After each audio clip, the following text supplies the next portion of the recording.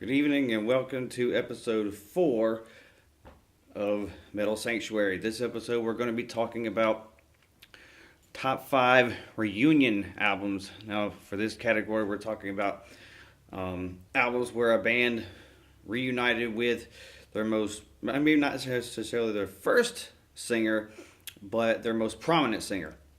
So to get into that, we're going to be talking about albums where the singer also continued to stay with the band. It wasn't like a one-off, like with Iced Earth, where Matt Barlow came back, did one album, and now he's no longer with the band. So to go ahead and dig in, at number 5, we go with Morbid Angel, reuniting with frontman David Vincent on their album that starts with the I. I'm not even going to attempt to pronounce it. Most of you who know about Morbid Angel know they do their albums in alphabetical sequence. So whatever the album is that starts with I, that's the name of it. Anyway, this album, like I said, marks the return of David Vincent on vocals and bass. Marked a change in what they had done previously, mostly known straight up as a brutal death metal band.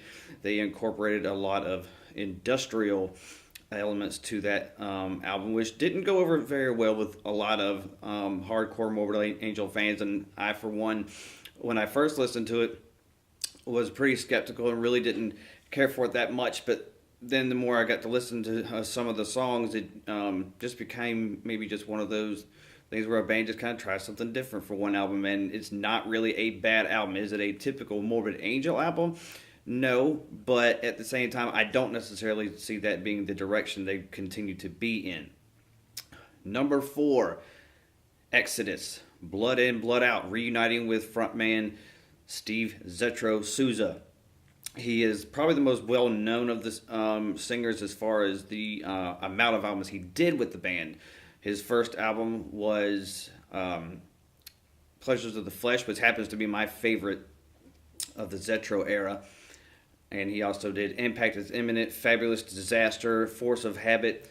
The band itself took a long break between 1992's Force of Habit, 2004's Temple of the Damned, which he did return. So he's not really reuniting with the band at that point. They brought him back after Paul Bailoff, the original frontman, had passed away. They brought him in after Souza had left after the Force of Habit album, but they never did any recordings with studio recordings with Bailoff, so I don't really count that. So then you have 3 albums with Rob Dukes, Shovel-Headed Kill Machine, and the 2 Atrocity Exhibition albums. And then he came back in, I believe it was 2015 for the Blood In, Blood Out album. Back to basically what you would expect from Exodus, a fast, thrashy album. They did tone down a little bit more on the production, so it was more just heavy as in terms of just the guitar playing and not necessarily the tone. Number 3 for me would be Anthrax reuniting with Joey Belladonna on the Worship Music album. Joey's not the first singer for Anthrax, but he did the most memorable and probably the best records they did, with Spreading the Disease, Among the Living, State of Euphoria, Persistence of Time.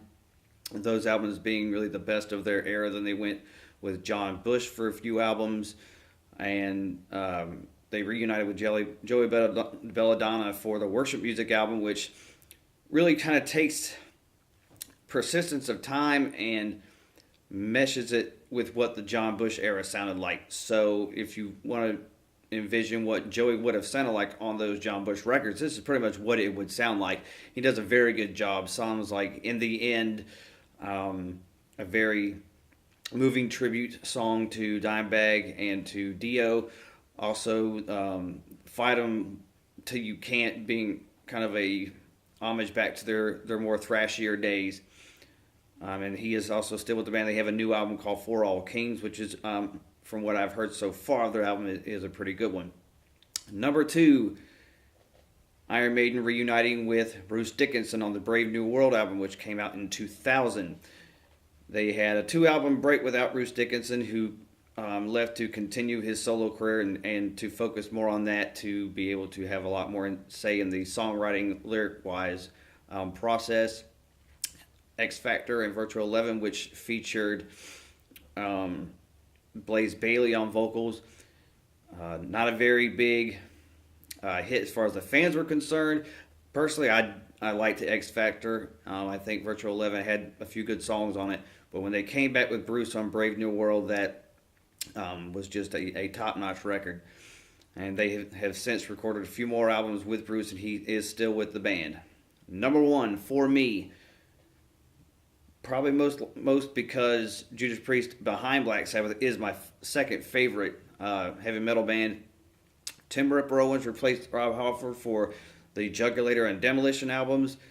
And then in 2005, while the band was putting together the Mythology box set, they were all grouped together discussing which songs they wanted to have on it. And then one thing led to another, as they probably assumed it would, and they came back in 2005 with Angel of Retribution. This is going back a little bit to the Painkiller days, a little bit of kind of groove and harmony from some of the older albums further behind that one. Songs like Judas Rising, a perfect opener for that record. The epic Loch Ness at the very end, something kind of very unpriest-like. They delve into a very long song. And it's got a lot of homage to Sabbath as far as the kind of the doominess and the sludginess of it. So there you go for me, my top 5 reunions with lead singer metal albums. Hope to get the next episode out pretty soon. I have no idea what that's going to be on. So stay tuned. Have a good evening.